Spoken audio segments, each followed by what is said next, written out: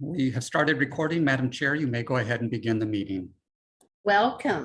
It is 5:31 p.m. and I'm calling the July 5th, 2022 meeting of the Historic Site Preservation Board to order. May we please have the roll call? Yes, good evening, everyone, and Madam Chair. Member Hanson? Present. Member Miller? Here. Member Rosenau? Here. Member Kaiser? Here. Vice Chair Nelson? Here. And Chair Huff. Present. Member Rose did contact me today that he was not going to be able to attend tonight, and so he was excused from the meeting, and you do have a quorum. Very good. Thank you. May we please have the staff report on the posting of the agenda?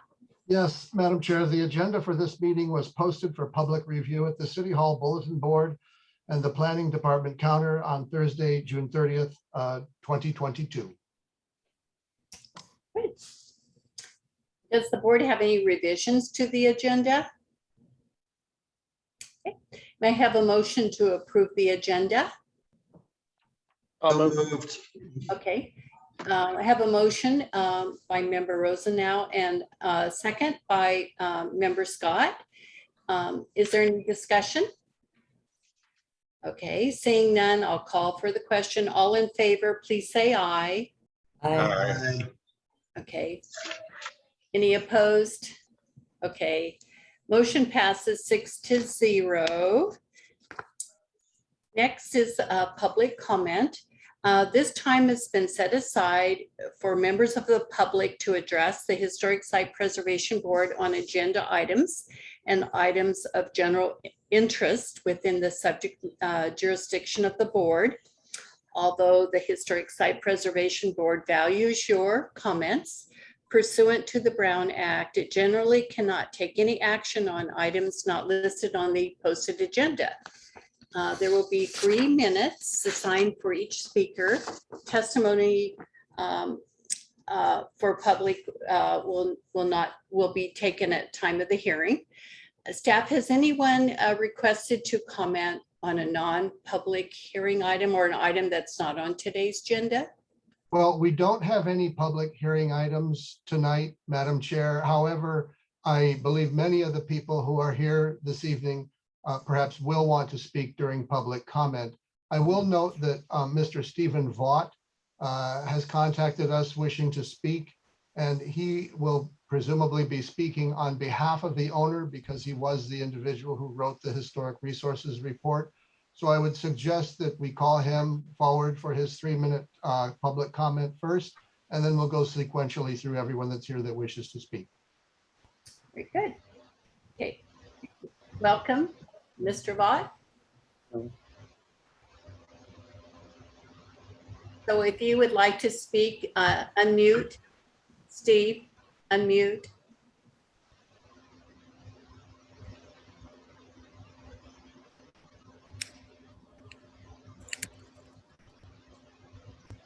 I believe Steve is calling in from his cell phone tonight, so he and I have communicated. Hopefully he's able to unmute himself.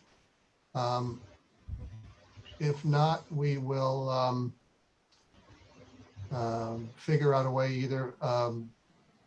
Flynn, do you have Steve's telephone number? I don't, but Mr. Vaught is here in the meeting with us, and I have sent him a message requesting him to speak now. Okay. I told him that if we could not get him technically around here, that you or I would call him. And that looks like that may be. Wait, no, I'm here if anybody can hear me. There you are. Yes, we can hear you. Yeah, I'm sitting here like tapping things and, Well, you Sorry. tapped the right thing. Go ahead, please. Thank you. And I'm wearing a shirt. Is it my time to speak? Yes, sir. Oh, okay. I wrote up a little notes just to make sure I'm doing the right thing. Good evening, Madam Chair, honorable members of the HSPB board and city staff. My name is Steve Vaught, and I'm calling to express my strongest possible support for approving the Villa Roma as a Class 1 historic district. I know my time is limited, so I'll try to focus on one particular aspect of this debate. It seems to me that the Villa Roma's greatest asset, its Rome meets mid-century hybrid, is also what's causing some to dismiss it. As historic preservationists, we of course are always looking to the past, but we must also look to the future. Some of our most treasured architectural assets were once underappreciated by previous generations, who failed to see their merit. Unfortunately, so many have fallen to the wrecking ball as a result. We have to be constantly on guard to avoid missing an opportunity we may regret later when it comes to evaluating something that does not neatly fit into preconceived perceptions of what deserves preservation and what does not. As John Huston's character said in Chinatown, whores, politicians, and ugly buildings all get respectable if they hang around long enough. Villa Roma is by no means an ugly building, but the point is still the same. It takes time, decades, sometimes even centuries, for certain types of architecture to be seen clearly and appreciated for what it is. That's why the National Trust for Historic Preservation launched a program to address that very issue, looking ahead at future landmarks that are more modern, that aren't really yet appreciated for what they will one day be. In Palm Springs, we should do the same, keeping one eye on the past and the other on the future. Some roadside architecture, motels, diners, and apartments may not be taken seriously because they are built with pseudo-classic or exotic themes, but these are already finding a growing appreciation from new generations who love them for their retro charm and the vintage feeling they evoke. Those of us of a certain age have a lifelong memories of road trips across country, dining at heroic Greek diners and staying at places like the Safari Inn or Aztec Motor Lodge. These places may not be extraordinary architecture from a purist standpoint, but they're powerful forces, able to transport us to different places and at times an exotic world away from the monotony or depression of everyday life. And across the country, this type of architecture is getting honored and preserved. Villa Roma stands proudly within that framework and continues to delight and charm just as much today as it did 60 years ago. Mid-century architecture, thankfully, is not one size fits all, and it comes in many subtypes. We should be thrilled to have such an unusual subtype here in Palm Springs. How many other places can boast not one but two Romanesque condo complexes? And one has already been made a landmark. Why is Villa Roma treated otherwise? I humbly ask the HSPB to please make this unique and special part of Palm Springs mid-century a Class 1 landmark. Thanks for your time. Thank you, Mr. Vaught. Here in our audience, as I look through my screen, the telephone number 890, would you like to speak on behalf of, on public comment on this matter?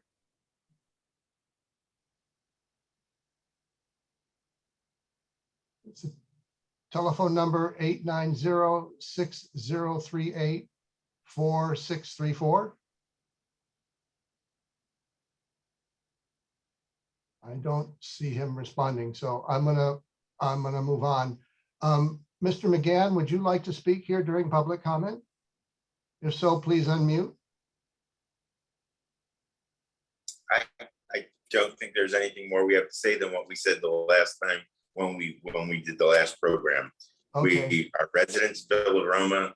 We come from the East Coast, and we find the community very warm and accepting, and very unique in its structure and its location in Palm Springs. Thank you, Mr. McGann.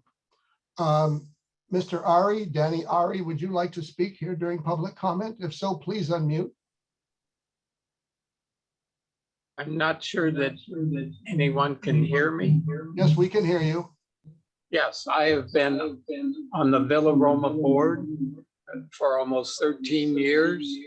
I know the community, the efforts that we have made trying to improve our community. We have a very supportive community, and we're interested in keeping with the new guidelines that you might establish to further improve our community. Thank you for your time. Thank you, Mr. Ari. Mr. Lyon, Yes. Mary Class, I believe, was asking to speak. Okay. I'm looking. Oh, there I see her. Yes, go ahead, please, Ms. Class. Yes, hi.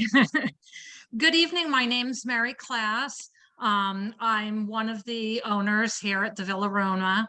And I just had wanted to say how much in favor and how very excited I am by the entire process that we might become able to have a historical designation. I was not at the earlier meeting, so if I repeat a little bit, I would hope that you'll forgive me. I do think that Mr. Stephen Kalan's 2 letters make an extremely persuasive argument for why we deserve to have that historic status. And so I won't go into some of the points that he delineated there. I would like to mention some of the benefits that I believe accrue with the historic designation, which is, I think that for all that we already love the Villa Roma complex, it would even more so increase pride in ownership. I think that pride in ownership would drive adherence to the preservation ideals.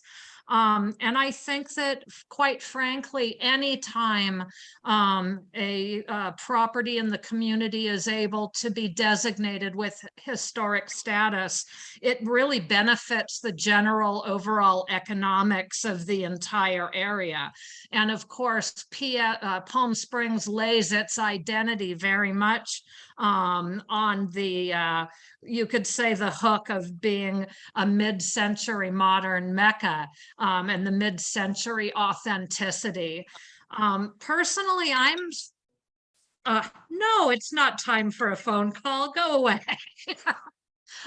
Personally, I'm surprised by some of the debate regarding the Romanesque touches in the architecture, because with the double doors and the interesting entryways and the reflection pool, I would know it's mid-century if I didn't even know mid-century. Not to mention, it very much follows the line of these garden style apartments, because I own another one in Claremont that's built on very similar features. I think the last thing that I would say with my 38 remaining seconds is that you can see the deep love that the residents have for the complex. And there's also a lot of know-how in the complex. I myself grew up in the San Marino, Pasadena area. My mother was a docent at the Huntington. There's a lot of knowledge and there's a lot of passion in this complex. And I think that those are the exact prerequisites that will guarantee success in obtaining and preserving a historic status, both as we go forward in terms of anything that's done in the future, and frankly, in being able to go backwards and fix any modifications that were made that were inappropriate.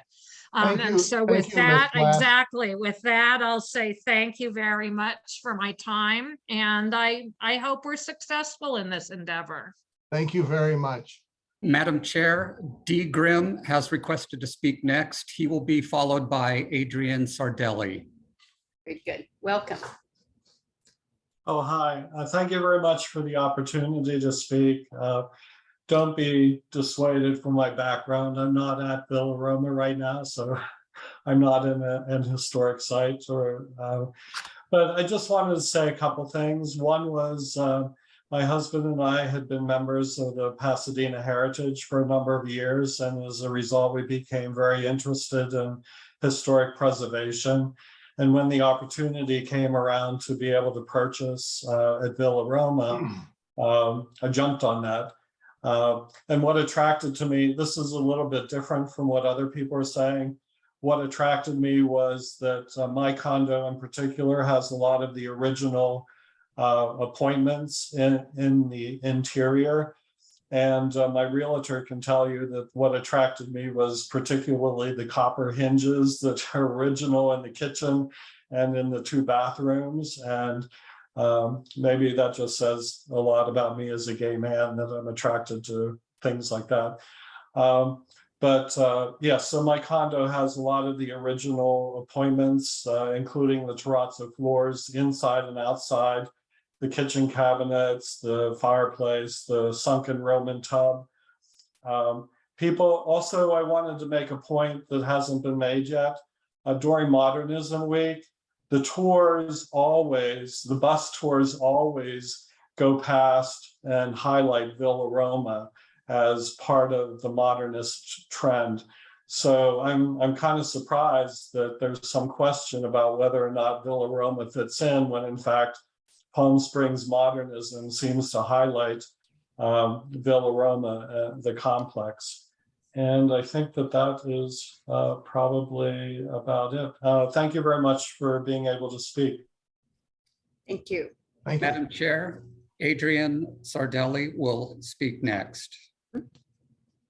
Hi, good afternoon, everyone. Well, Steve just stole my thunder. I just wanted to add that I have been volunteering for Modernism Week since I have lived at Villa Roma since 2017. And for the past couple of years, have actually volunteered on the double-decker bus. And I'm here to tell you that the amount of interest from all of the visitors when we come across and go past Villa Roma is absolutely incredible. They love it, and it's you know, the modernism script spends quite a bit of time talking about Villa Roma and the history, and people are incredibly interested in it and love to see it. So I just wanted to add my 2 cents. Thank you. Thank you. Madam Chair, I haven't had anyone else request to speak in the chat feature. If there's anyone else who does wish to speak, please identify yourself now. Mr. Johns. Hello, good evening, Madam Chair and Board. I'd like to just reiterate my support from the June meeting carrying over to the July meeting, how important I think the Villa Roma is to the Palm Springs mid-century modern stock of inventory. In reading the report, and I read it several times, Steve Vaught does mention the 5 individual roofline styles over the entries to the complex. These architectural elements aren't found anywhere else in Palm Springs. They are, pardon me, they are unique and they are special to the Villa Roma. You won't find these elements anywhere else. And the Villa Roma, like the city likes to tout, is like no place else. It deserves its historic status as a district, and I hope that you will recommend it to the City Council for a Class 1 historic district. Thank you, Madam Chair. Thank you. Thank you. Madam Chair, Pam Hanna has requested to speak.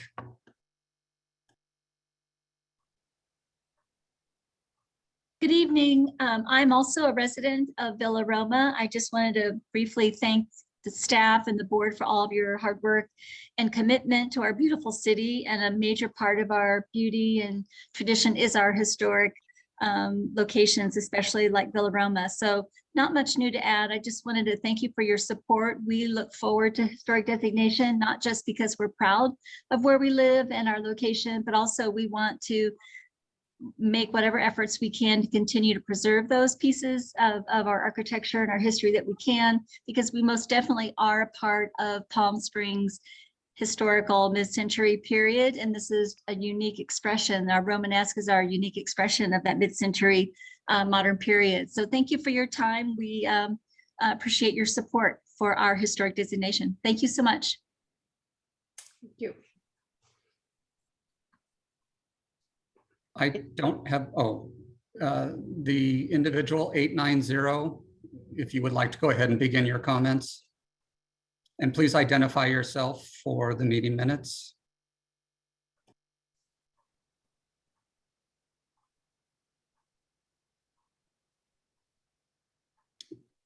I don't know if you're speaking to me or not.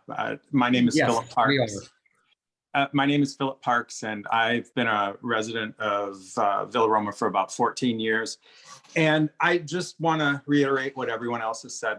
I strongly support the nomination. I think that you can see from the turnout and the comments that everyone at Villa Roma is anxious to be good stewards for our historic designation. And of course, we would make any corrections to things that have been compromised in the past. And we're looking forward to your decision. Thank you. Any other speakers? Anybody would like to speak?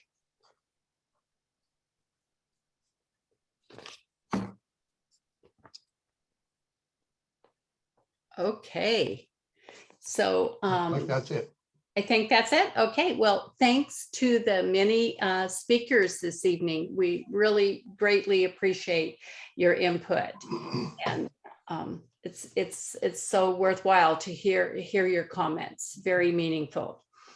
So seeing no additional speakers, we will proceed to the consent agenda, which is the minutes. Any revisions to the minutes of the meeting of June 7th, 2022? Any? So may I have a motion to approve the minutes of June 7, 2022? I so move. Okay. Is there a second? Second. Okay, second. I have a motion by member Hanson and a second by member Scott Miller. Is there any discussion on the minutes? Okay, seeing none, I'll call for the question. All in favor, please say aye. Aye. Aye. Okay, any opposed? So motion passes. Oh, I abstained. I was absent. That's right. Okay, so we have that one. And so now the motion passes 5-0 with one exemption. There are no public hearings today, so let us proceed to agenda item 3A, which is the unfinished business. This is the application by Villa Roma Homeowners Association for historic district designation of the Villa Roma Garden Homes located at 2500 South Sierra Madre. So may we please have the staff report? Yes, good evening, Madam Chair. As you know, your action tonight is not to deliberate on the question of whether Villa Roma is something that you're going to recommend as a historic district, but rather to adopt the findings in the form of a draft resolution, which you asked me to assist members Hanson and Nelson with in doing. So we did have some online communications via email. It was a bit clumsy, but it was what we had in terms of my time available and other resources. And so I worked with the material that I had from you, as well as looking carefully back into the historic preservation ordinance. And part of the difficulty in putting this together for your consideration really comes around the issue of what the ordinance requires for the board to find and for the information that is to be included in a resolution. So it's noted in the top of your discussion under, I believe it's page 2, that the board shall make a resolution, and the resolution shall reflect the findings relative to their criteria for designation, a list of contributing and non-contributing resources, and any other applicable conditions that you might impose. From your meeting last week, you made findings that the Villa Roma, you believe the Villa Roma qualifies as a historic district under the criterion around representing being an outstanding example of something from a particular period, that being the post-World War II, mid-20th century period, where this type of high density development combined with many people that now had disposable income that were looking for the ability to purchase a second home affordably, as well as the new form of condominium ownership and regulatory framework that allowed both ownership fractions of this type to be created and for financing for banks to figure out how to be able to finance that. So you identified that there's many aspects of this particular community that represent that period in the early 1960s. The second item that you made your findings on was that was finding number, I believe it's F or 6, as we had talked about last week, the concept that it is a significant and distinguishable entity whose individual components lack distinction. And that is primarily a finding, a criteria finding that is typically used for historic districts. And normally it is coupled with other of the criteria, which in this case, you've combined it with the criterion around period.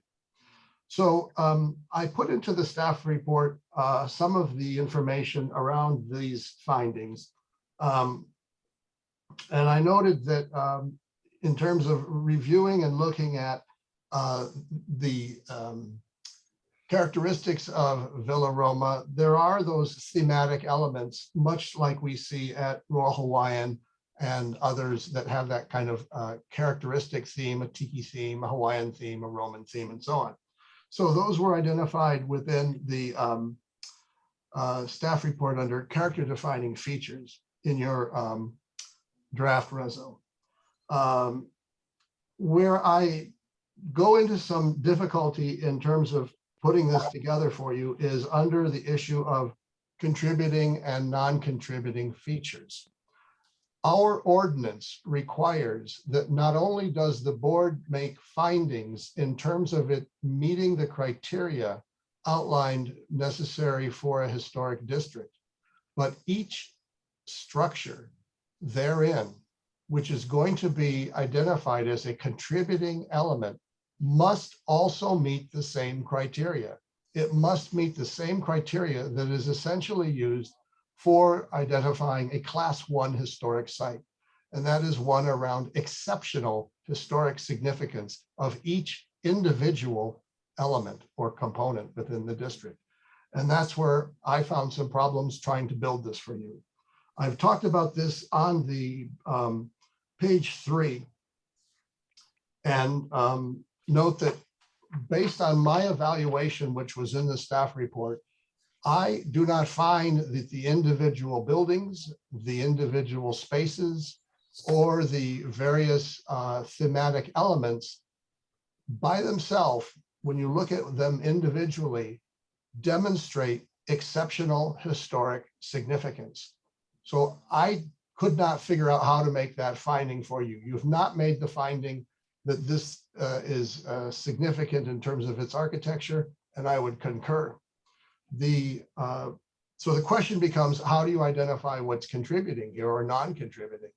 And I'm suggesting in the way that I wrote your reso that it is contributing in terms of the complex as a whole, the way that this very unusual site plan creates these various areas of narrow passageways, very limited private outdoor space for the individual residents, these large public gathering spaces, which I characterize as being very much like a small town or village that you would find in older parts of Europe, where you have many buildings that are vernacular, they're not very distinguished. But when you look at the town as a whole or a village as a whole, you see something significant there. And I believe that's the basis upon which this particular criteria was created, both at the national level and that we've adopted within our own ordinance. And so therefore, those open spaces, like the one around the pool and the large green area at the corner, those are places where this community congregates, much like a small community, an older European village who would communicate or, commune or socialize around a small town square or an open piazza or plaza.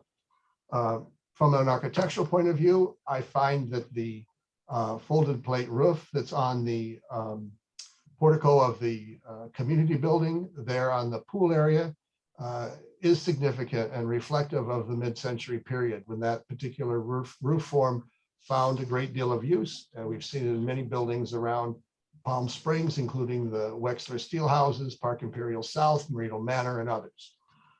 So identified those, both the site plan and the that element as contributing. So then you get into the question of, well, then what are the rest of these buildings and how do you evaluate them in terms of going forward? If this were to become a historic district and individuals want to make alterations to their buildings, but these buildings individually are not representing something of exceptional historic significance. They're rather undistinguished plain buildings. And so when you look at our ordinance, the ability to make alterations to non-contributing buildings in a historic district does have a procedure laid out for it. And I identified that for you. It's section 8.05.120, and it's part E3. It says the proposed demolition or alteration of a non-contributing resource must be consistent with the design guidelines for the historic district and will not materially impair the preservation or enhancement of other character defining features of the historic district in which it's located. So that's where I put this thing together on your resolution, identifying those things as the character defining features, those things as contributing and non-contributing, the manner in which alterations going forward can be processed by the city, and also the condition that the design standards that have been submitted thus far really aren't inadequate, and that the condition of approval prior to taking this forward to the city council with your recommendation would be that we've got to pull together a set of design guidelines that are acceptable and work in terms of serving the function that they will have to serve, which is looking at these kinds of alterations that would be going forward. That concludes my staff report. The draft resolution is in your packet for your consideration. I'm here to, of course, answer any questions you may have. I will make note for the audience as well that Member Hanson did ask that I forward several sections out of the city's historic context statement, as well as a section out of the class 3 list, which is what is called the eligible properties list. And I would only make a small footnote about that those sites on the class 3 list are identified as potentially significant, which generally means that under further study, they may or may not qualify. So simply because it's on the class 3 list as potentially significant does not automatically make it significant. That concludes my staff report. Thank you. Thank you, Mr. Lyon. Does the board have any questions for the staff? Member Kaiser? Yes, I did miss the last meeting, unfortunately, but Ken, I just have a question for you. Is if we do this as an historic district, does that make it class 1, or is there an option to do a class 2 in an historic district? It's either a historic district or it's not a historic district.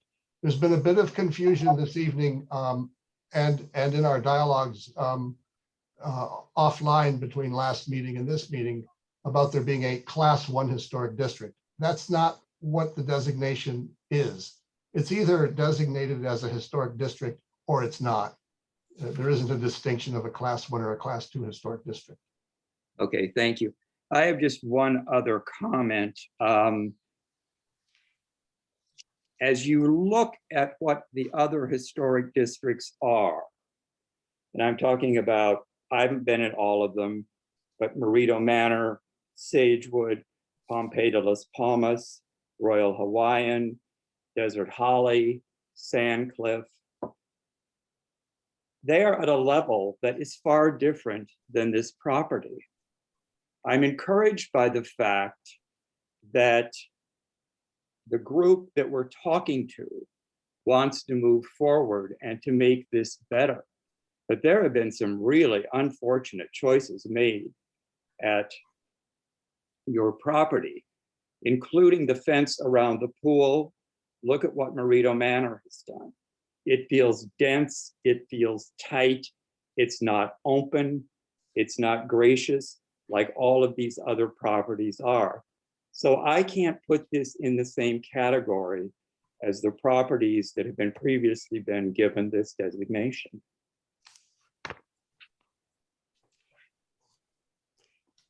Other questions or comments at this time?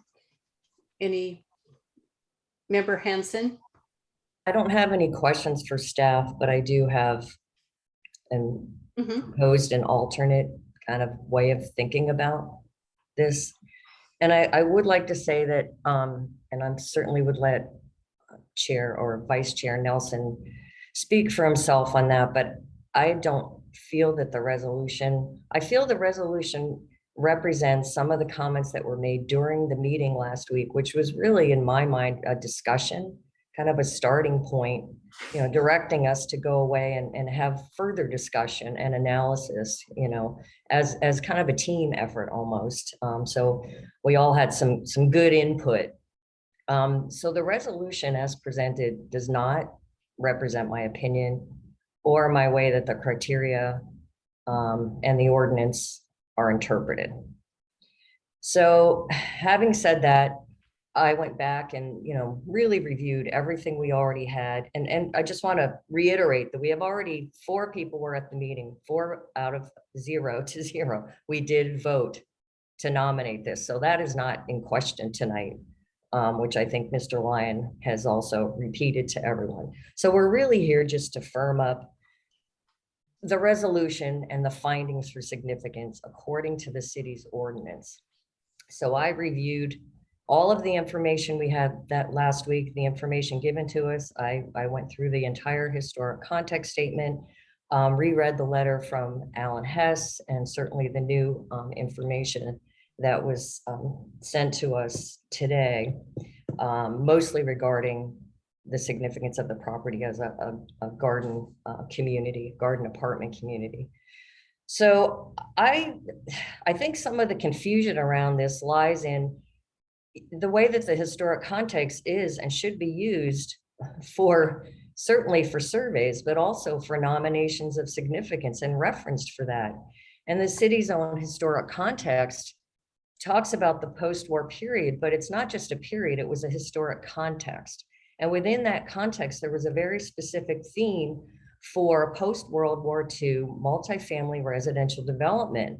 So this complex really represents a very important period of development in the post-war period. And as a whole, it represents that, not the individual components. So I think it's actually pretty simple. If we go away, use the language that's already written in the city's historic context, not only is there a narrative that supports the significance of this development pattern, but there are also criteria to apply when you're nominating or evaluating resources for significance. That was done, and I agree it was in the class 3 list, potentially eligible. So that means, again, as Mr. Lyon stated, we go away, we do more research, additional analysis, you know, and make a more definitive finding. I would argue, again, that the consultant report, supporting evidence from Stephen Keelan and from Alan Hess and the city's own historic context statement do make a case for the significance under this theme. So it seems to me that under city criterion 3, that it's relatively easy to make this finding of significance. It doesn't have to be historic or architecturally, you know, as significant potentially as some of the other districts that are nominated. It's representing a development pattern. And it does apply a mid-century aesthetic, as well as, you know, these sort of fanciful adaptation of Romanesque elements. And then I also do feel, I think part of the problem also, especially around this discussion of a garden apartment, is that the city doesn't have a historic context for garden apartments. So a historic context, again, it will lay out what the character defining features are that, and it will look at that within the context of Palm Springs specifically, you know, not the city of Los Angeles. So a lot of information on garden apartments that have been written and published, you know, don't relate specifically to Palm Springs, and they're covering a period really before 1960, the 1950s and before. So in this case, again, we've already voted to nominate the property.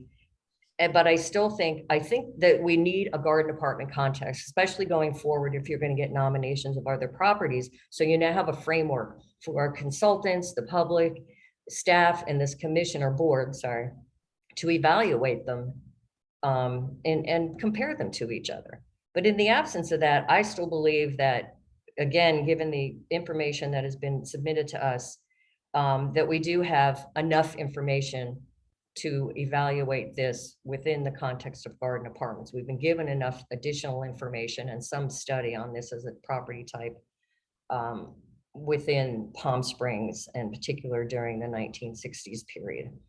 So I would offer different findings of significance for the property based on those factors.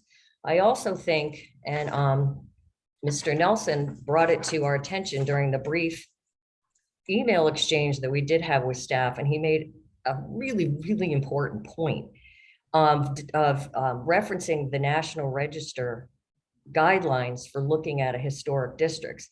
And by the way, criterion F is almost taken verbatim from I think it is verbatim. The resource represents a significant and distinguishable entity whose components may lack individual distinction. And then the National Register criteria goes on to say a district can comprise both features that lack individual distinction and individually significant distinct features that serve as focal points. It may even be considered eligible if all of the components lack individual distinction, provided that the grouping achieves significance as a whole within its historic context. That to me is pretty clear.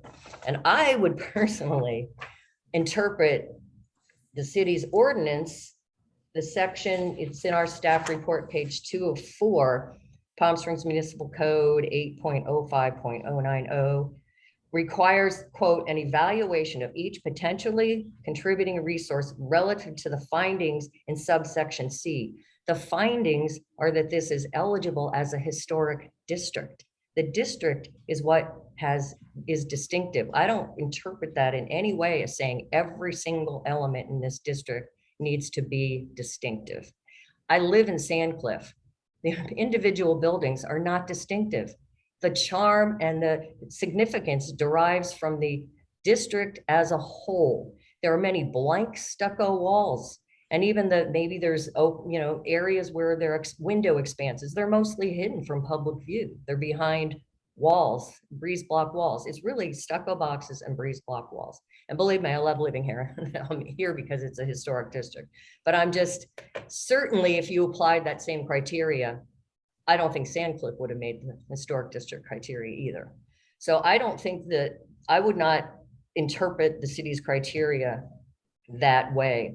And I have personally prepared nominations for, reviewed nominations for many historic districts all throughout California, and also served as both a staff and a board member and a state commissioner in making those interpretations.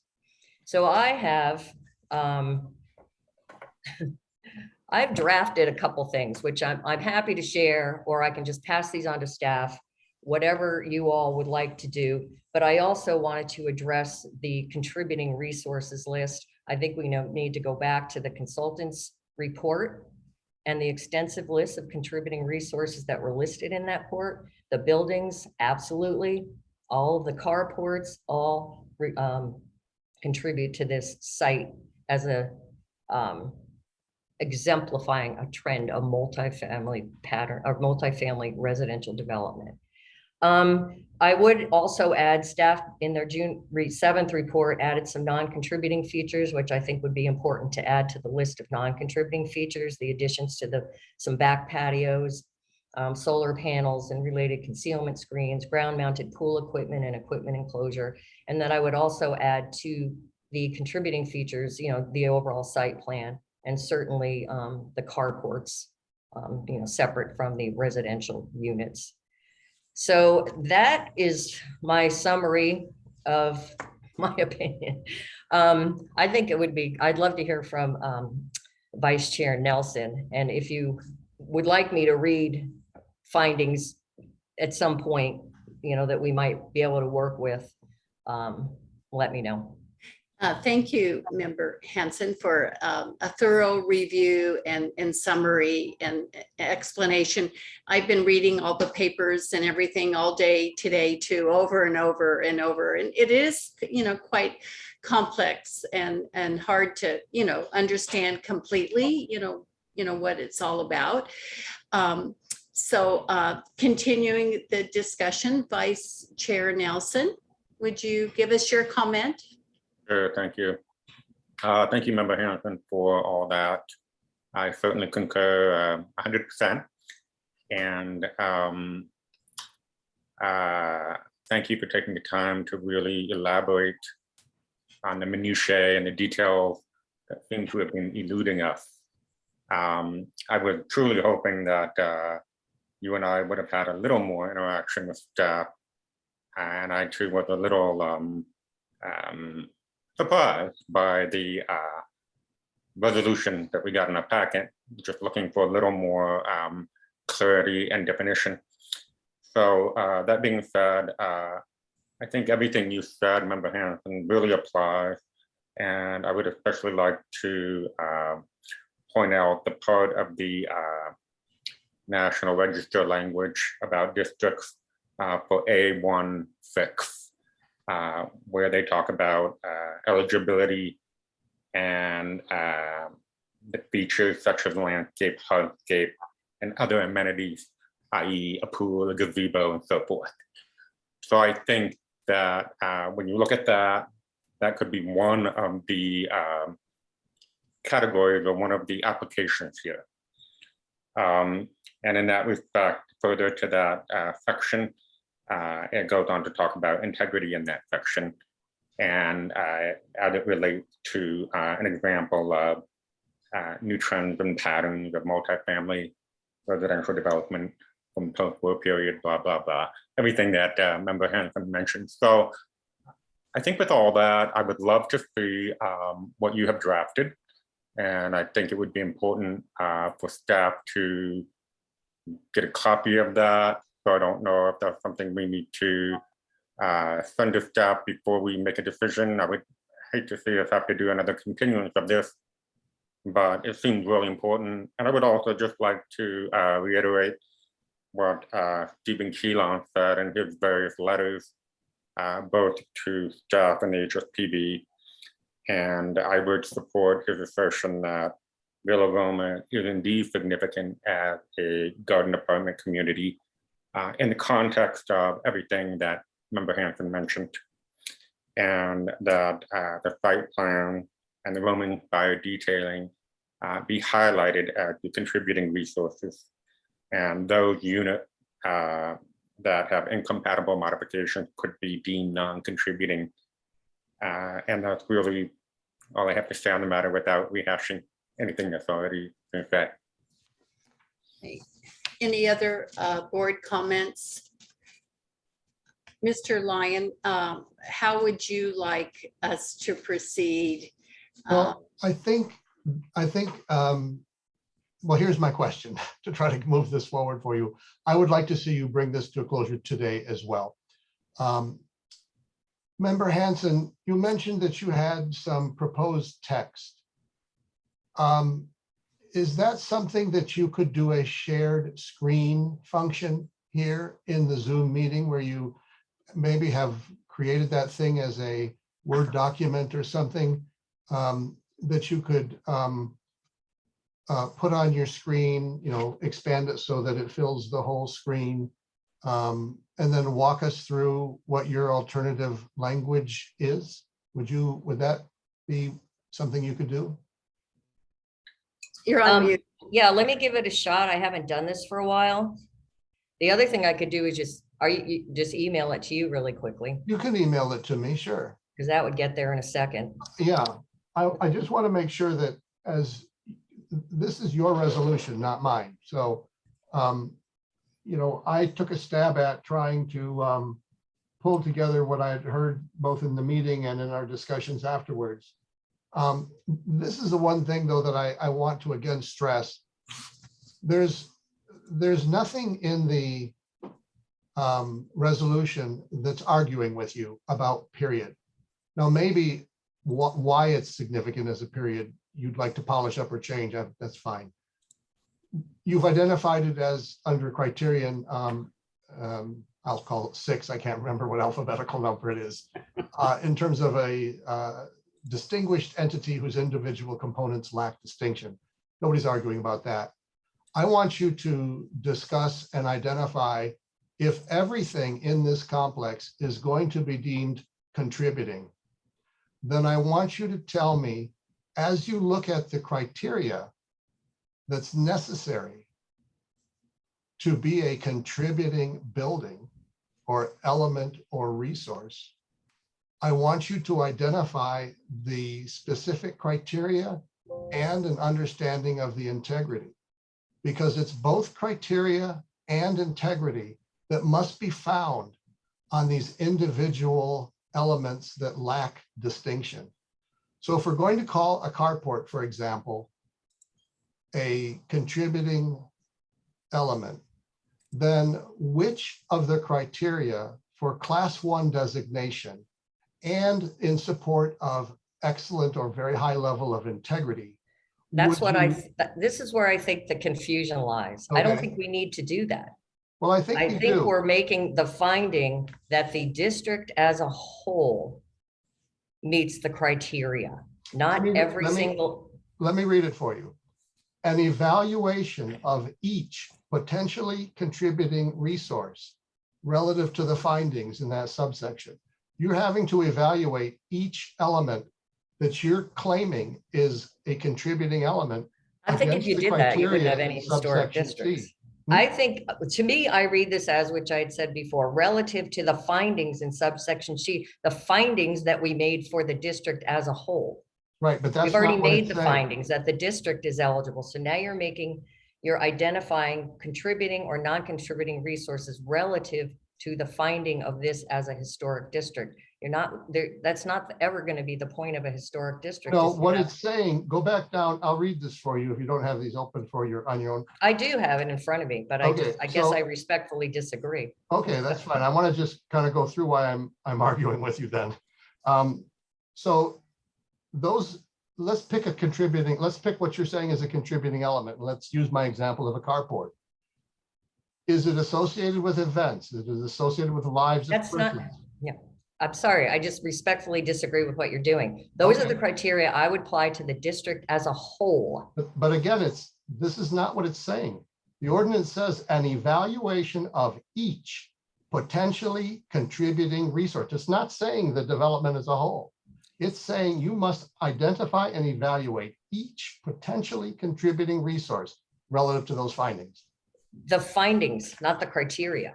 The findings are that this is significant as a historic district. The I mean, findings that's the are- way I interpret this ordinance, and that's the way every other city interprets a historic district ordinance. Otherwise, you would never have anything. You'd never have a historic district. You can have a district, but you have to identify what's contributing then. That's right, relative to the findings that this is significant as a historic district that represents multifamily residential development in the post-war period. Relative to those findings, all of these buildings contribute to that. Okay, Member Nelson, Vice Chair Nelson. Yeah, not to interrupt, but I don't seem to remember this level of attention to the particular detail being paid to Fan Cliff or Royal Hawaiian, for example, but with every single unit criticized or singled out like we're doing with this Villa Roma thing. It seemed like it's taken on a new life of its own that seemed somewhat excessive, pardon me. Well, it's very, very simple. Your ordinance has changed since all of those were identified. You're dealing with a completely different ordinance in terms of evaluating historic districts than what those had to go through. I think we need a study session of a historic site preservation board on the ordinance as it pertains to districts.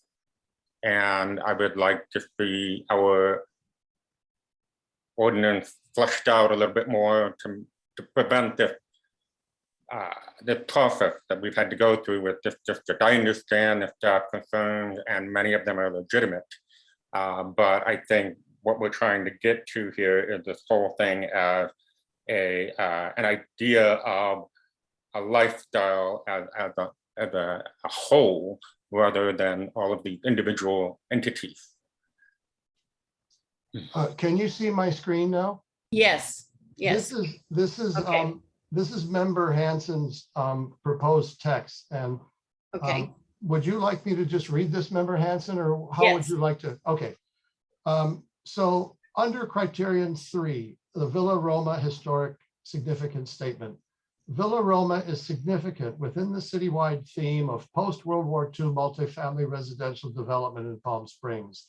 It exemplifies new trends and patterns of multifamily development from the post-war period, when prosperity brought a new group of upper middle and middle class tourists, residents, and second homeowners to the city.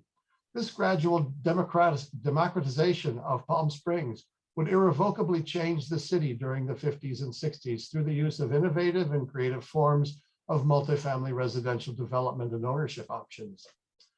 Villa Roma exemplifies the multifamily garden apartment community property type of the 1960s and now regarded as ubiquitous to Palm Springs residential landscape. The type employed a modern design aesthetic and sometimes incorporated historic architectural styles such as the Roman elements applied to Villa Roma. The garden apartments types of the 1960s featured low slung buildings, separation of pedestrian and vehicular traffic, no or few through streets, landscape areas, and amenities such as pools, clubhouses, and gathering spaces, deliberately designed to foster a sense of community. Features. Reference original consultant report, list of contributing and non-contributing or lost elements. Add to this list. Contributing features, the site plan, the carports, the folded plate portico on the west side of the community building. Per staff report from June 7th, add as non-contributing. Additions to the back patios on residential units, solar panels and related concealment screens, ground-mounted pool equipment and equipment enclosure.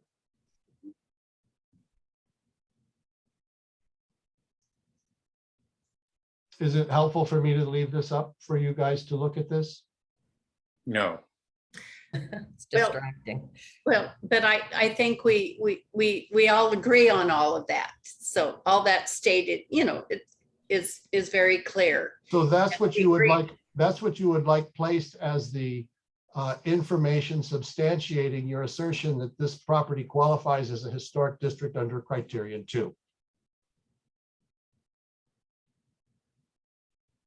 Is that what I'm hearing? I don't know. I honestly don't know. This analysis like this is so beyond the feeling of a property and where this should go that I think that this needs more study and more guidance for me to make a vote. I respect that. It's an awkward thing for you, Member Kaiser, because you were absent during the actual public hearing. Oh, I read the whole thing. I read all of it. I understand. talked to Catherine about it. I've been over and over, and I come out as confused as when I go into this, and this discussion has not helped me at all. Well, where we're trying to go with this is to craft the language that the board wants in its resolution. I understand that, but I don't think that we are going to be able to get this to a point that we take a vote on this tonight. I think we need a subcommittee to work together and come up with some sort of guidelines which we can agree to, that then we proceed in that manner. And then we adopt that so that we don't have this opinion over here, this opinion over here, with two of the best historians that we have, and to then give us as a committee guidance of this is what we are to deal with. Because right now we're dealing with two completely different things that are not codified. And I can't make a decision based on this. That's not fair to the board members. Vice Chair Nelson. Yeah, thank you, Member Hanson, for sharing that. further to the list of things you had for contributing, I would think that the pool itself should be included in that list based on testimony that we've heard from 30+ individuals who live there. The pool plays a central, crucial role to the lifestyle of the community, not just the folded plate clubhouse adjacent to it. The pool already is in the pool is in the consultants list. Okay, okay, great. Not the fence. And then one other thing is just, I know the ordinance is the ordinance is the ordinance, but we've been around and around and around, and we have, we have experts, we have, many experts who have weighed in on this, Janet and Stephen Keelan and Steve Vaught, all of whom are very knowledgeable and respected in their areas of study. Mr. Lyon, who clearly knows what he's doing and talking about and knows the ordinance better than any of us. So why can't we just come to a conclusion here tonight? I think we've got a majority that supports this.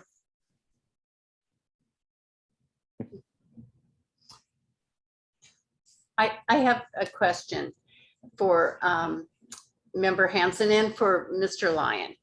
So as you all know, I am not supportive of including the Roman themed objects, what I call the props. These are the benches and the cast urns and those objects, the garden kind of objects, because to me they don't possess exceptional historical significance. That includes the statues. So these Roman themed objects, how do they fit in? How does that fit in? Is it protected? Could those be replaced? Are they, or I don't know how to relate the judgment to those objects. Can one of you enlighten me? I'll just, for my part, I don't think that they need to be of exceptional significance. Again, they contribute to the overall character of the district as a whole. And I think like leaving those out of the district, I mean, that's part of why the district is significant, because of those features. And that's what makes it unique and interesting to people. And, and it does represent a particular point in the architectural history of Palm Springs, as pointed out by Alan Hess. Most architects throughout the country we're doing a pure modern aesthetic. In California, there was a little more whimsy, and certainly in Palm Springs, where these historicist styles were often applied, like tiki and Polynesian. It sort of goes hand in hand with why it's significant. So Again, it's my interpretation of the ordinance that these individual elements do not have to be of exceptional significance, but that is how, like I said, that's how I would interpret this ordinance. Otherwise, I don't think the people who crafted this ordinance, maybe you did, intended that to be how this criteria is applied to every historic district in the city. You're gonna have a lot less of them, that's for sure. Madam Chair? Yes. Let me try to put some parameters around this to give you an idea of where I'm coming from. Let's step away a minute from Villa Roma and let's go back to some small town somewhere back east where most of the buildings in that, let's call it a mill town. Let's call it a mill town, along a river somewhere in Pennsylvania that represents an early development pattern in the industrialization of that part of the United States. So this little town has existed since maybe the 1700s or the 1800s, maybe the 1850s, and it's got a water mill, and it's got some cottages and a couple of commercial buildings. But between its original creation in the 1850s and today in 2022, there's like 10 ranch style houses that were built in 1950. And there's a couple of kind of trashy old gas stations from the 1970s. In other words, there's buildings that have nothing to do with what makes this particular little town significant. The little town in my example is significant because it reflects a particular period in the early industrialization of that part of the United States, no question about it.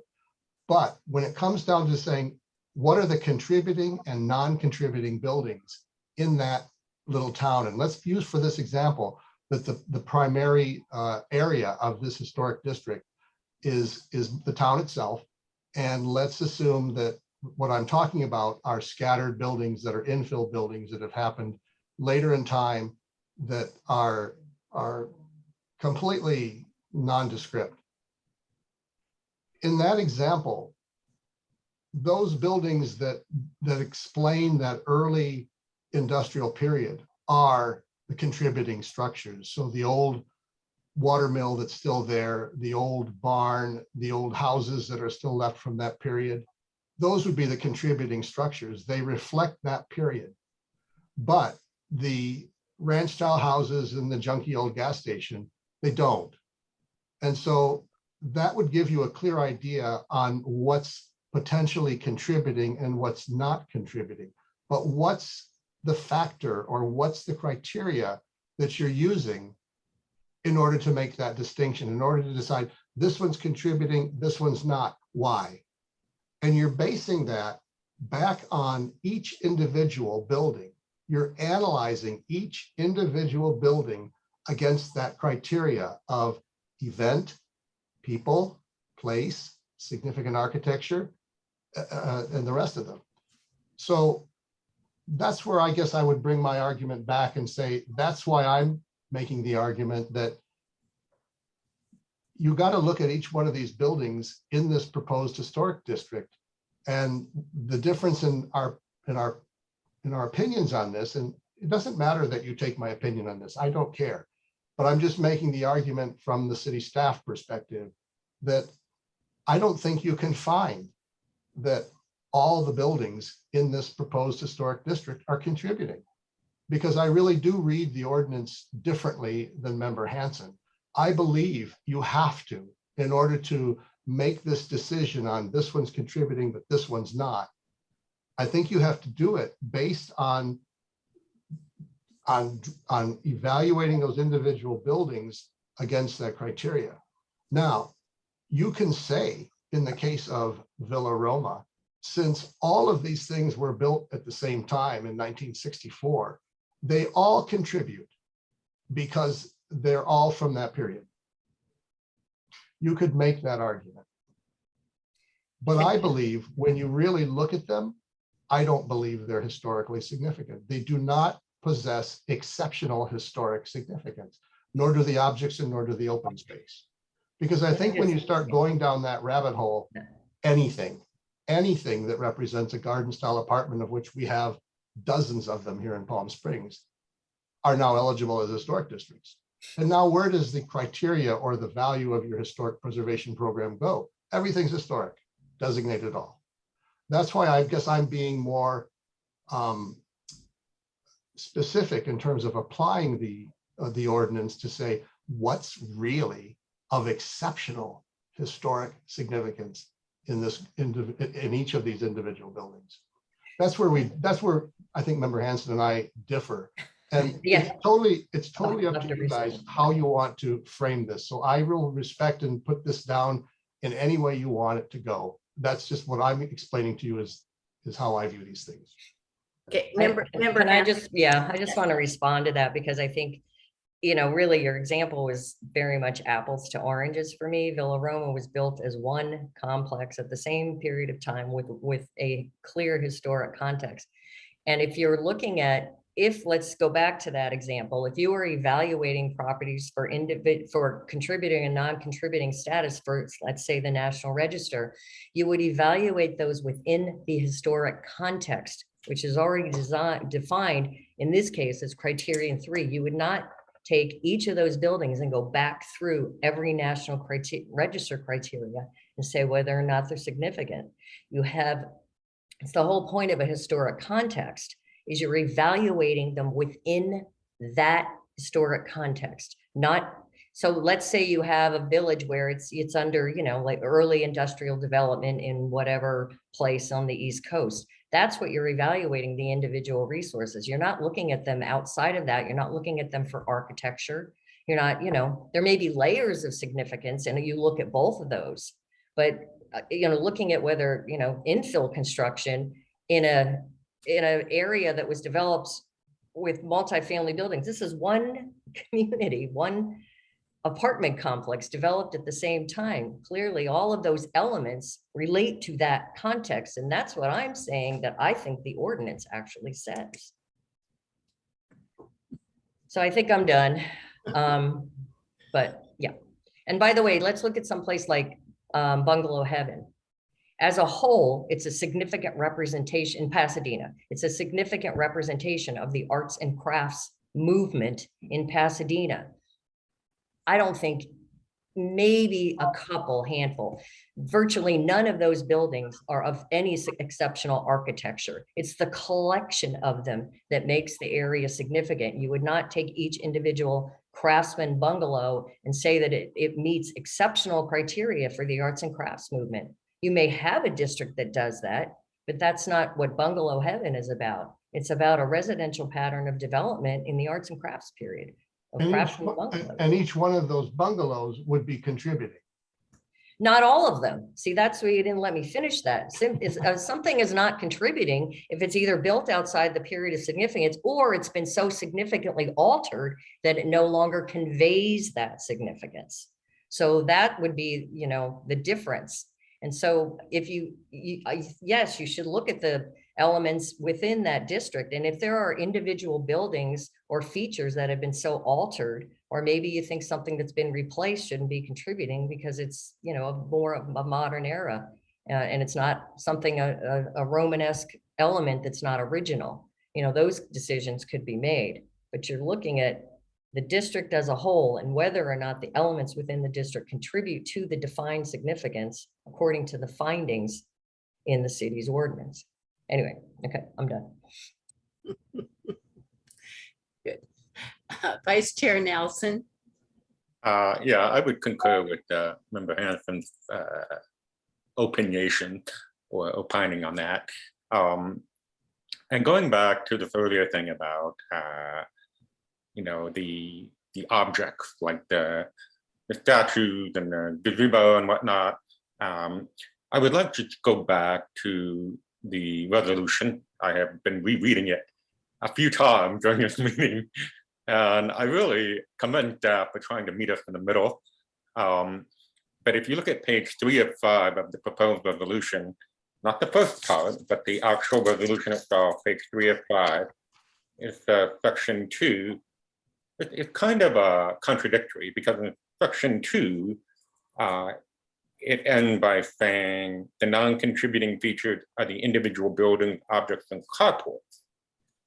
But then in section 3, character defining features, going on to page 4, one of the things it says is carports and parking areas, access from perimeter public street, placed between clusters of units, blah, blah, blah.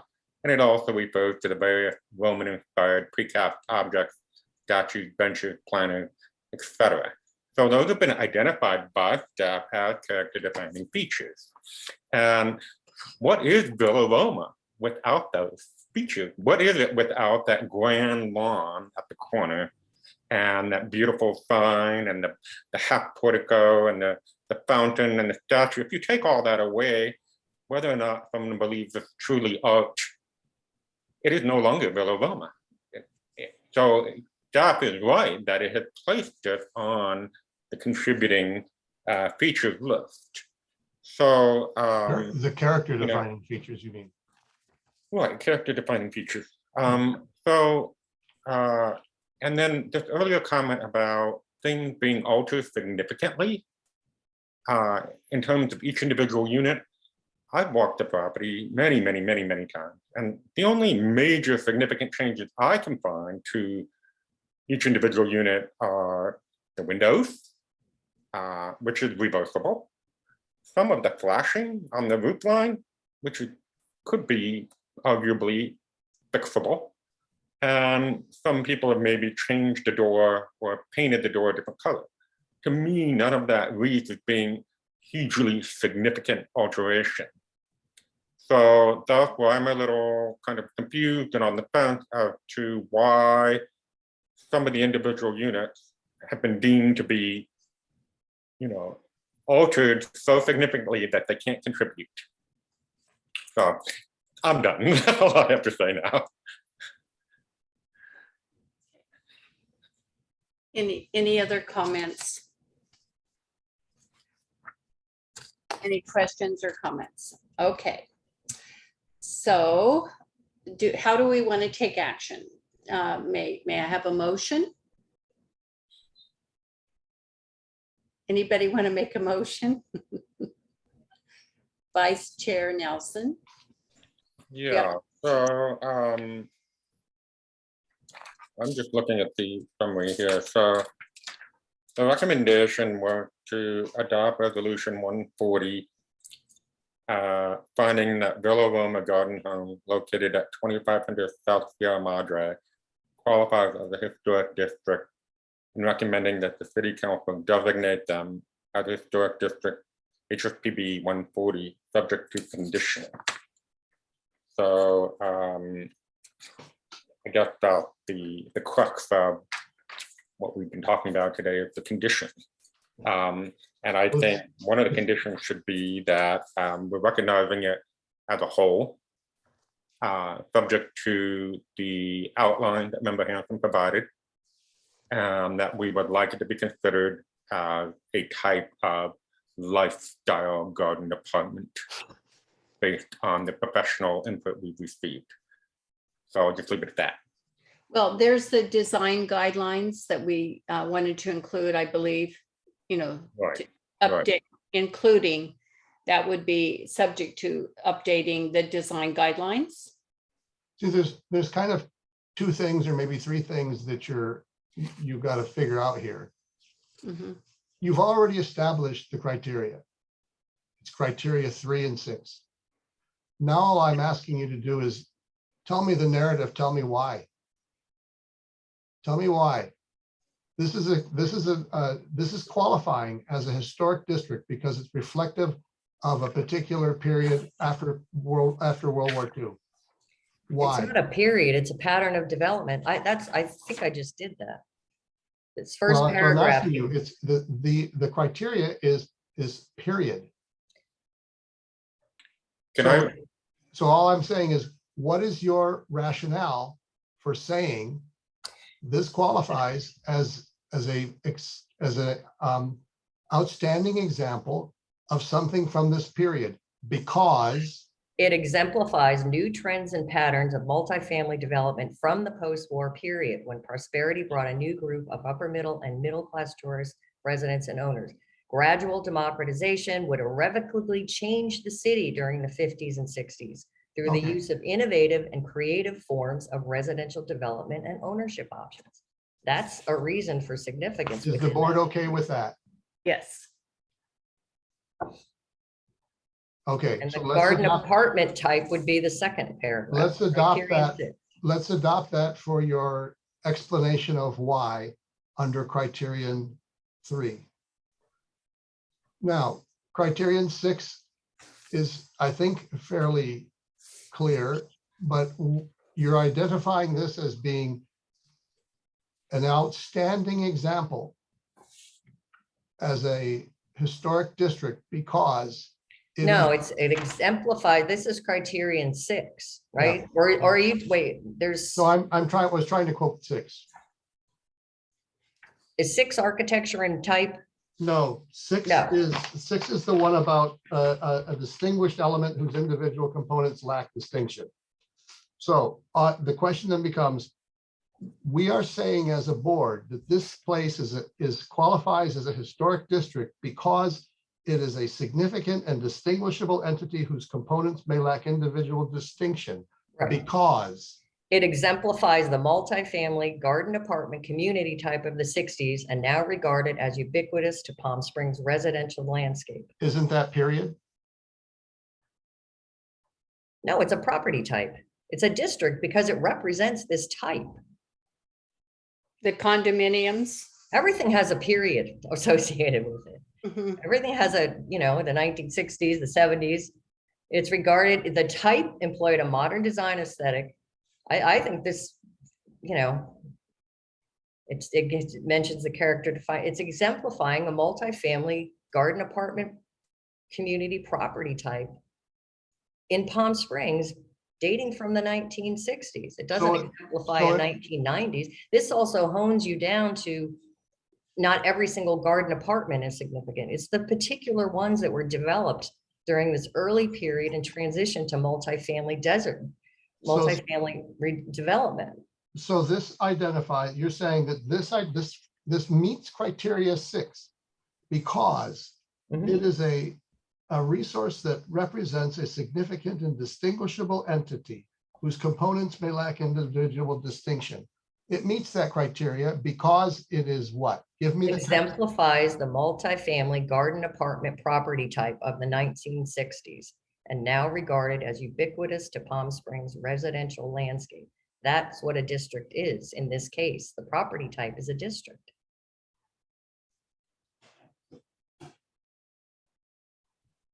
And that from that time, it also employs a modern design aesthetic that was also characteristic of Palm Springs and sometimes incorporated historic architectural styles. It makes it very specific to these particular garden apartments. You know, there's been the argument before, well, then everything that's a condominium or a garden apartment, it's not. It makes it very specific to this particular time period and how distinctive these are from that time period. And a strong sense of time, you know, and place. Yes, absolutely. Okay, so are you all in agreement with that text? Yeah, if you want to add in somewhere, the sense of time and place is very important, I think.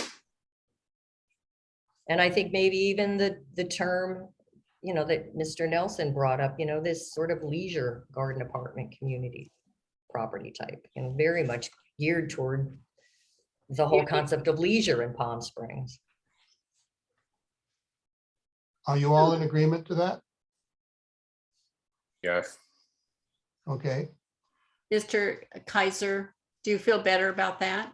No. No. Can I offer maybe a comment to Dan? You know, there can be like layered levels of significance for any resource. And Dan, I think you were saying, you know, to you, this doesn't feel as important as some of the others. You could have a historic district that does have 2 layers of significance. You have the one where it's under criterion 3, but then where it's also significant under criterion 5, where it is exceptional architecturally. And that sort of represents something a little different, but maybe that helps you, you know, distinguish, you know, that they don't have to meet all the criteria. It only has to meet one. Look, but some may meet more than one. I opposed Canal Street being designated New York, and you know what? It was, and it is a freaking mess. okay. Well, let's move forward.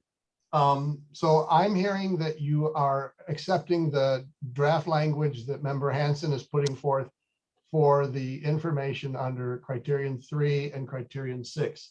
And I'm also hearing you say that the list of contributing features is basically everything in the complex. Is there Unless anything it's been extensively altered, it's not original. There are some things in the consultant's list of features that are non-contributing.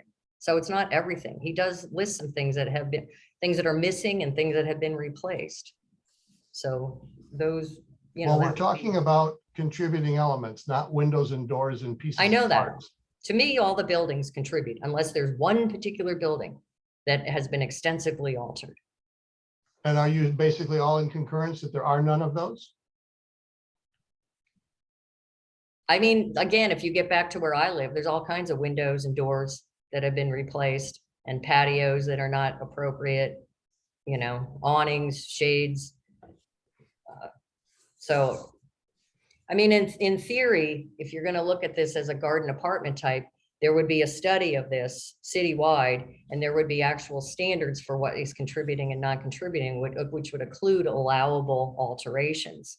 I mean, I would recommend that the city go forward and develop a context for these so that there's more guidance moving forward in the future and less confusion. And I'd be happy to write a certified local government grant to fund the study. That's a great future to-do list. How do we get through this right now? What do you want to say are the contributing and non-contributing features of this proposed district? Member Miller. One thing I would like to say, first of all, thank you to members Hanson and Nelson for doing a lot of extra work on this. I really appreciate it from my perspective. The one thing that sticks out to me that was touched on by some of the speakers and by the board members that I hope can be somehow incorporated, whether it's into criteria 6 or not, or at least into the design guidelines. The low slung horizontal simplicity of all of the buildings, punctuated really only by those 5 distinct entry roof lines, I think somehow needs to be factored into our criteria or our evaluation of the criteria, because I think that was what was special to me on the individual buildings, and how that then factored into the whole complex itself was that there were distinct roof line at the entries, but there was only so many. It wasn't just, there was a limited number of those roof lines. Would those be character defining features? I think they are, to me, because they stuck out from that otherwise simple horizontality of the rest of the building. Does everybody generally concur with this? Mm-hmm. Okay, so let's include that. Okay, now let's get back to character contributing or non-contributing.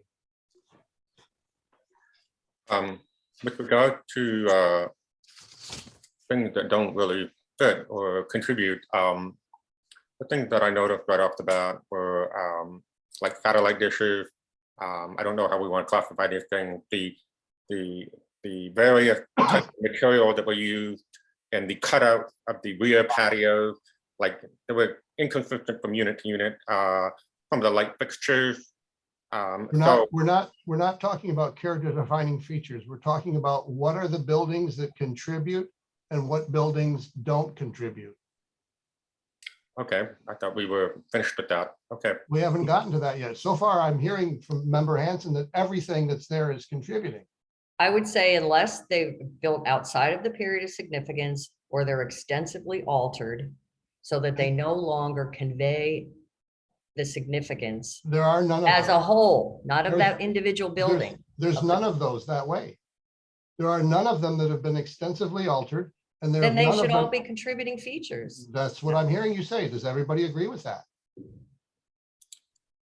I haven't gone back to reread the nomination, but is there anyone here, maybe Mr. Bott, who can speak to the permit history as to whether some of the carport walls or any of those things were added, in the 80s or 90s, or are we past that now? Fortunately, we weren't able to obtain the full permits on that. They were unable to pull them up for that period. So we had to kind of make our own determination based on that. And so it didn't conclude everything. Again, we wouldn't normally, I think Ken would speak of this, is that we wouldn't normally do an entire permit history for a complex of that size, because as you might imagine, there would be perhaps hundreds of permits. And so it kind of fell out of the purview of what we were doing. I think Member Hanson is giving you the basis of this. And it's like, has anything in that district been so incredibly altered that it no longer represents that period? That it no longer is a distinguishable part of that district? And I think the answer is no. Yes, and may I add just the one thing to that is that in doing my research on it, that yes, all 19 buildings are original. The only changes that we all noted was significantly were like window swap outs and that maybe in a couple of cases there was an additional glass block window. There were 5, I think, of that, but the structures themselves still maintain the same footprint, the floor plan, the roof heights that we spoke of, the different styles that the architect had done to that. So from a building standpoint, the actual structure, yes, they are exactly as they were in 1964. So can we all agree with that? Okay, so then let's move on. So everything is contributing. So and are we in concurrence on the character defining features that are to include those 5 distinctive roof lines punctuating the otherwise horizontality of the individual buildings? Please forgive me. I'm so sorry to interrupt. It's not my place, but I did want to mention it's 3 defining roof lines. So 3? 3, yes. Thank you. Yeah, I just want to make sure in case it got on paper, you know what I mean? It would go on like that. Yeah, it's Steve Vaught's fault. Are we okay with the character defining features? Ken, did you want to add the folded plate portico? I can add that. I mean, it's also contributing, but it is also, you know, and the site Character plan, defining. the site plan. Is the pool included in character defining features? Can it be? I assume so. We put it as an, I don't it's see it. original. It's original. We put it in. I think Steve can speak to, I think, like I said, you know, if we go back to his original list, it was pretty comprehensive. And then there were just, you know, a few other things that Mr. Lyon had brought up in the last staff report that is in the short memo I did that can be added, and maybe. The biggest one is the Venus. She's not original. And so we. So yeah, mentioned I mean, if you the want to pavilion decide itself, that's. the temple is there and that's original, but the Venus, of course, was purloined. So did you, Steve, did you have Venus on as non-contributing? We had her as not contributing. Okay. She's a late model Venus. And Okay. so the other one was an art deck. I mean, a mid-century one. If you see her in the backyard of someone's pool, you'll know where it comes from. Oh, okay. I just have to correct myself that I did find under character defining features, the very last item says large open common use spaces, which Right. include the corner lawn area and the swimming pool terrace and community building, aka clubhouse. So we're covered. Okay. So then the last condition, if I'm covering things here correctly, is the criteria or the condition that the design guidelines be improved. Now, is there anything in particular that you want those design guidelines beyond what I've already suggested to you in my original staff report to include? Do they encourage reversal of alterations? I mean, No. is it possible to include that? I mean, it's not saying you have to, but Recommend. recommend or encourage, you know, Mhm. reversals to Mhm. things.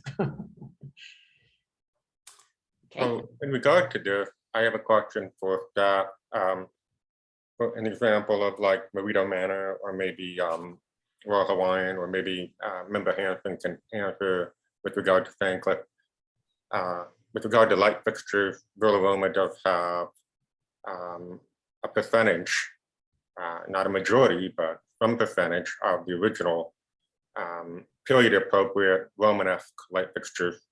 And I'm just wondering if in these design guidelines, we can say going forward, there has to be, if someone's going to replace one, or if they don't have the original item or sconce there, they're one of 3 that they can choose from. And who decides that? Or is that, you know, that's something that we say here that in your design guidelines, any new fixture, whether they're replacing unoriginal fixtures or original fixtures, have to be within this certain kind of look or feeling.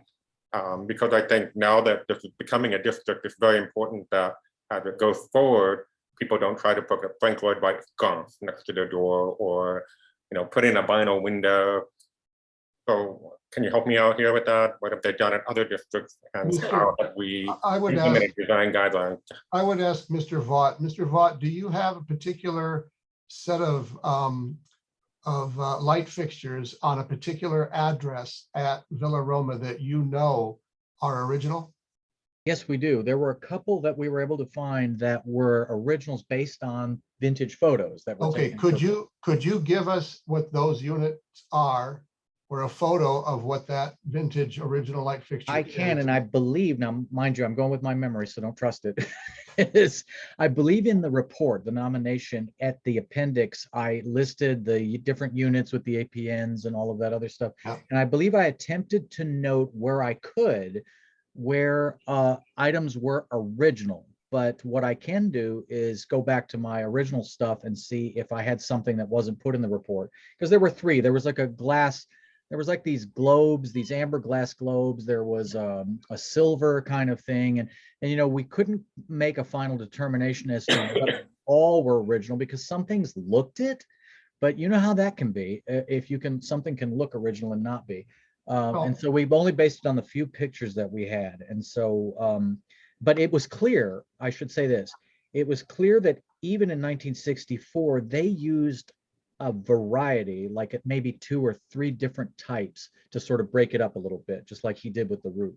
So it wasn't just one light, it was a couple. And so Well, all I'm saying is if you can identify for us what those 3 ones are, you know, tell me the one on unit 1222 and the unit on 824. If those are the ones that have the 3 different types, just tell us what they are and which ones they are, and we'll put them into the design guideline. I believe that, as I said, I believe I went and did a survey of that when I Well, you was out don't there need on to Main do it. Street. You don't need to do it tonight. I was going to say, If you could send it to sitting me, right there. I'll be If you happy look to- on Appendix 4 of the Villa Roma units, it will show you my survey of Okay. whether or not the door, the entry lights, or windows were original, unclear, or replacements. And so if you look at that, that does have the answers that I obviously knew back then that today would have freaked me out. So, Great. um, All So, right. Mr. Lyon, so whose responsibility is it to fine tune these design guidelines that are part of this motion? The applicant. Okay, and so the applicant works with you, with where do they get their help? They can look at my staff report. They can, I can provide for them information from the National Register in terms of how to create design guidelines. And I think those 2 things together, maybe with Mr. Vaught's help, they should be able to improve their design guidelines to an acceptable level. Okay, so thank you. Vice Chair Nelson? Yeah, thank you, Madam Chair. Someone in the chat feature, homeowner, asked about the original door hardware. So I would just like to ask that in the design guidelines, they are also addressing door hardware and door numbers. Just quickly, I live in a 32-unit HOA that is not historic and will never be a historic district. Well, I shouldn't say that, who knows, maybe 20, 30 years from now. But, you know, we are all required to have the same light fixture and the same type of numbers and the same gate for the most part. And anytime someone does that without a permit or without getting approved by the architectural committee or the board, they are either penalized or told to undo it and put it back to the way it was. So I know we can't control what they've done here over the last 50+ years, but going forward, hopefully we can with these design guidelines. So I would just like to just address everything that is visible, the doors, the windows, the light fixtures, the hardware, and the numbers. Sure, that's part of the guidelines. Okay, so we have a motion that has been made by Vice Chair Nelson, subject to those conditions that we spoke about in great detail, and Mr. Lyon has noted very carefully, and in addition to those design guidelines. So may I have a second to the motion? I second. Okay, so we have a motion by Vice Chair Nelson and a second by Member Hanson. Is there any further discussion regarding the motion? Okay, so seeing none, I call for the question. All in favor, please say aye. Say aye. Aye. Okay. I know that Member Rosenau has stated a recuse. So the motion will pass then 5-0. So Let us proceed to new business, agenda item 4A. An application by David Howard and Ann Lee, owners, for historic designation of the Hutchins residence that's located at 1177 East Mesquite Avenue. The staff recommendation is to receive the report and direct staff to schedule site visits and a public hearing to consider the application. May I have a motion to that effect? So moved. Okay, thank you. Is there a second to the motion? I'll second. Okay, so we have a motion by member Kaiser and a second by member Rosenau. Is there any discussion? Okay, seeing none, I call for the question. All in favor, please say aye. Aye. Any opposed? So the motion passes 6-0. Let us proceed to agenda discussion item number 5. So that completes today's agenda. Next are our comments from the board. And I'd like to begin by informing all. Sorry, Madam Chair, did you want to do anything under discussions? That's what we're doing right now. Let us proceed to agenda discussions. Are you talking about agenda item? Yeah, I didn't know if you were moving on to board member comments. I was. So Okay, go ahead. okay, so in regard to the motion, did I skip a discussion on that motion? I thought I had said. And You're okay. I thought you were going to do a update on the symposium, but I you're okay. am. I am. Go ahead. Sorry. That's okay. So I'd like to begin by informing everyone that a subcommittee for the 2023 Preservation Matters Symposium has been formed with 3 board members, Vice Chair Nelson, Member Hanson, and I will serve should a new member be appointed to the Historic Site Preservation Board in the upcoming months. I'm happy to step down and allow a new member to serve in my place, keeping the board members at 3, since we cannot exceed 3 on the committee. And I understand there'll be other advisory members on the committee, as Mr. Nelson will serve as the chair of this new subcommittee. And I thank him very much for taking on this responsibility, and for Member Hanson in kind of almost co-chairing with him as well. And we had our first meeting, and perhaps there can be a little bit more discussion about that. But before moving on, I want to ask or make a suggestion that maybe can this symposium be listed as an agenda item for regular discussion for each of our meetings going forward. I think that would be good. Absolutely. It was my error and oversight. No. Well, you know, we got to have the committee first. So thank you. And thanks. We've gotten off to a really good start. My goodness, we had our first meeting and just work. And are there any comments that Nelson or Hanson would like to make regarding the symposium meeting at this point? Or yes, Vice Chair Nelson. Yeah, thank you for that summary. I'd just like to thank you for your previous chairmanship of this event, and for Dick Burkett, who I think is on the call or was on the call. And the 2 of you acting as our advisory member for Janet and I as we attempt to dive into this task, which I'm sure we will handle well. And I'm pleased that Janet is going to be working with me on this. And if any other board members would like to step up, any current board members to take Chair Huff's place, to perhaps maybe take on the task that Mr. Kaiser had previously, and that is to kind of oversee and organize the tours, the home tour section component of the symposium, which is obviously a very popular part of it and much beloved by the symposium goers. So if anyone does, you have a month or so to think about it and let us know before the September meeting, since we're dark next month. Or you can just contact Member Hanson or myself or Chair Huck and let us know of your interest, since it looks like it'll be a while before we get another HSPB board member here. So that's really all I have. We have our next subcommittee meeting on the 11th, and we're moving full speed ahead. Good, good. Thank you. So are there any other comments from the board on any matter at all? Anything? Hi, can you hear me? This is Scott.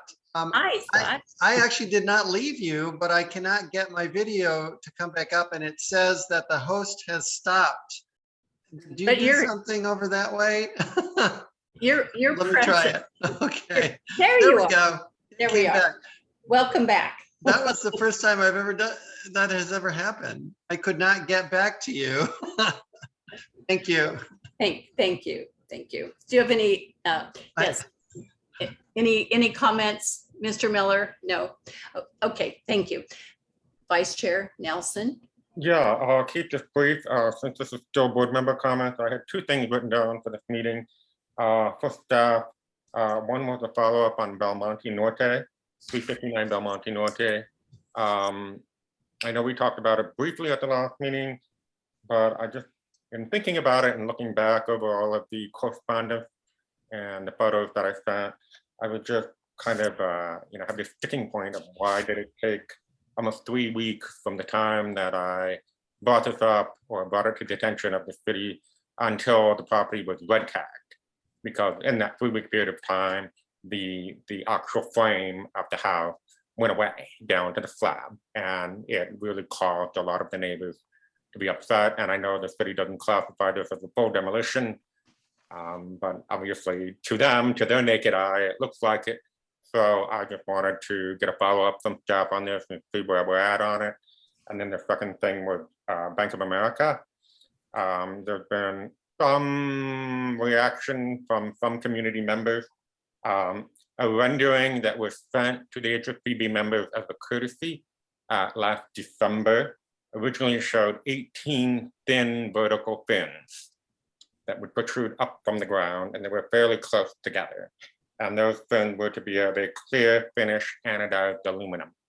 What we see there today, as they are attempting to do this restoration project, which is very admirable. And I love that Grew and Associates, to my understanding, is involved with this on some level. And that staff have been working very hard behind the scenes on this. But what appears today are 6 black steel squared pillars that appear to be 6 pillars that are going to make up the ATM enclosure. They're steel, they're black, they're squared. They're nothing like the rendering that was sent. So I'm just checking up for a follow-up on this because we never received an updated rendering of what they had decided was actually going to get installed. And one last thing. I was there at the site the other day at the Bank of America because my partner had to use the ATM. So I ran up and looked at all the work that was going on, and I found something I'd never seen before, and that is above the actual ATM is some of the blue tile from the rest of the building, but it was reverse mounted. So it was mounted incorrectly where the back is facing out to the front. And so it's not a smooth finish, it's the actual part that was supposed to be inside the ground. And I had never noticed that before, but these are the kind of things you don't see unless you go right up to the building. So I'm just wondering if that was something that was added during a previous remodel, because it doesn't look to be original. So if staff could just follow up on those items, I would love that. I'll provide you a brief summary here tonight on all of those. Okay, very good. Any other board comments? Okay, so does staff have any comments? I'll make it brief. The matter at 359 Valmonte Norte was handled as a a violation of the scope of the building permit. The applicant did have the stop work order placed on it, and the applicant was fined according to the building permit violation of doing work without a permit. The violation fine for that kind of action is a doubling of the cost of the building permit. That is the amount that was assessed to the homeowner, and that has been paid, and the matter has been closed.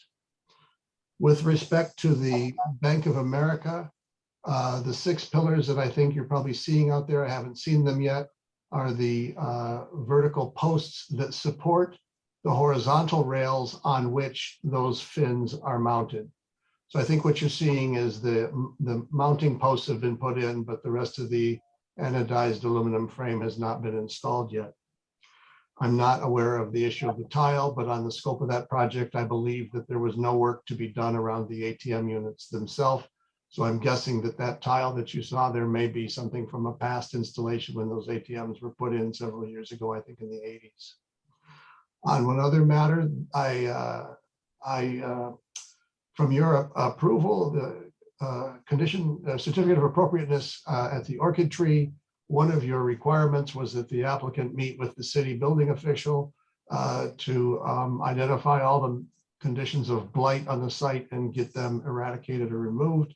I met with the building official and the building and property owner about a week ago and went through and identified all the items, including dead trees, all that stuff that needs to now be completely removed from the site in order to complete the condition of the certificate of appropriateness. And so I don't have the timing on that, but I will tell you that the building official has made those determinations, and we should be seeing at some point that work commencing.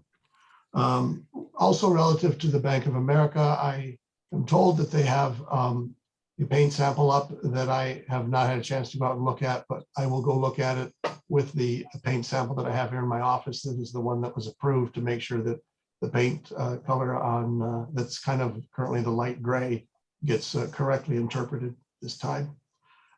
Finally, in terms of other things that have been happening at a staff level, the certificate of appropriateness for the Robinson's department store building for the tenant improvement at the north side involving a mechanical screen wall is in the process of being approved.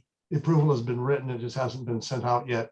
That screen wall will be, as I showed you in a drawing a week or so ago, and part of the conditions of approval will be that they craft or fabricate a part of that so we can approve it at staff level prior to them going forward with the complete installation of that screen. So that's moving forward. That's all I can think of at the moment. It's plenty, it's getting late. So thank you all. And I don't know if Mr. Fagg, do you have staff comments? Yes, just very briefly, thanks to those who were able to attend the joint meeting with the City Council and all boards and commissions. Appreciated having you there. As you may have heard from the City Council in terms of their discussions about boards and commissions generally, they are looking to reduce the size of boards and commissions to approximately 5 members each. And that will be done through the attrition of members when they complete their 2 terms of service, rather than asking someone to leave a board or commission. So don't worry, that's not going to happen, that everyone who is currently serving will be able to continue to serve through 2 full terms, even if the board does exceed the desired size of 5 members. We'll discuss that with individual board members as may be needed, but just wanted to make you aware of that change, and we'll have more information on that come September when we get back together again. So that's all I have. Thank you to the board members and Mr. Lyon.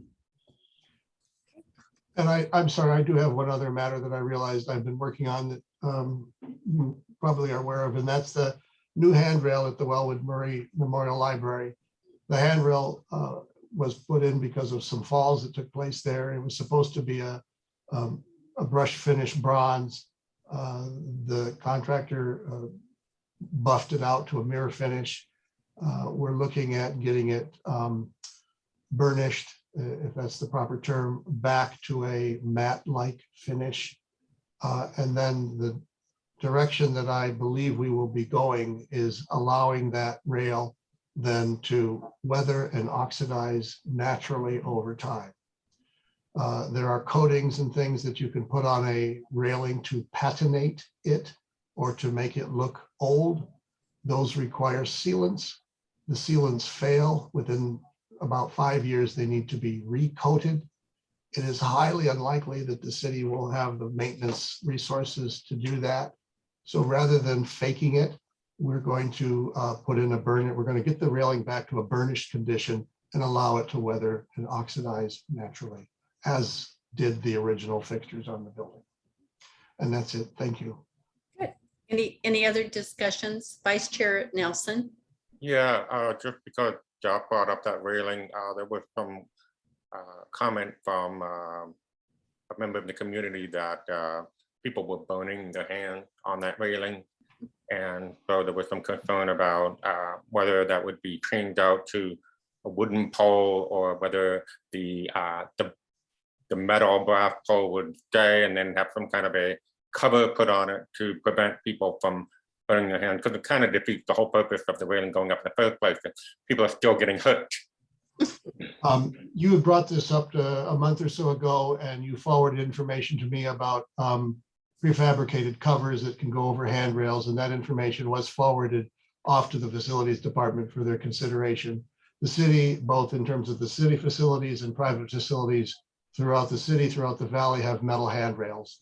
And so this handrail is no different than any other metal handrail in that they all do get hot in the summer. So the city did take your information, and I did forward it on to facilities for their consideration. Thank you. Any other further discussions this evening? Okay, so seeing no further discussions, this meeting of the Historic Site Preservation Board is adjourned to the meeting of Tuesday, September 6th, 2022 at 5:30. And I'd like to thank everyone for their participation this year.